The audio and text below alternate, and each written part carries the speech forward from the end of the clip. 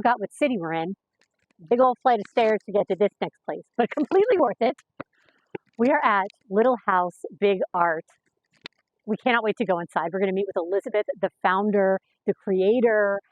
There are so many opportunities to make art. We're in the north side. Let's go do it. Little House Big Art. We could go on for days. But when did you found it and what are you doing here?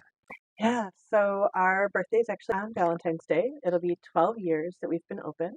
Oh my gosh. So I run a summer camp in upstate New York, and it has this really great arts program, and that's how I first started working for that camp, to have this space where we could come in and you could make anything, and all the supplies and tools are there. And I thought it would be really neat for the city to have something like that. You know, if you don't go to sleepaway camp, you could still come and make necklaces and work with clay and, sew and paint and do all that kind of stuff. I always loved art. When I was a kid, I did all kinds of crafts and loved to paint and draw. I went to the Art Institute of Pittsburgh when it was open. I had a degree in graphic design, and I really loved doing that. But I wanted to get back into more hands-on, mediums. And so I've continued to love to work with ceramics and even things like quilting. It is so wonderfully colorful in here. And there's so many different things that you can do. So like one of the things we do is when people pour extra paint that they aren't going to use up, we'll take that paint and have them paint inside the doorway when you first come in. That's where all that really wild kind of almost graffiti layered paint.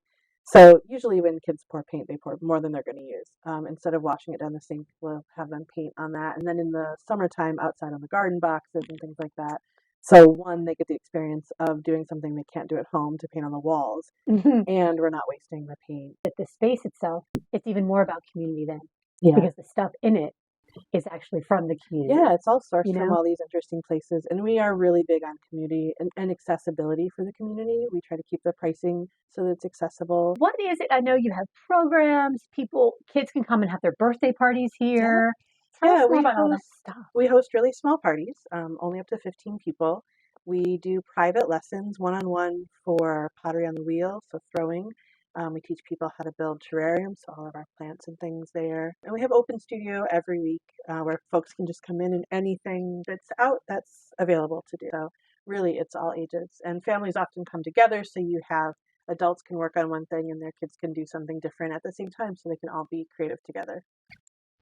I think that what makes this specific studio unusual is that there are a lot of places where you could go and paint ceramics, and that's like a paint your own pottery place.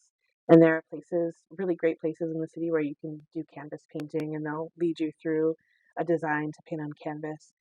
But I think that we are the only place where you can go and do all of these different things at once.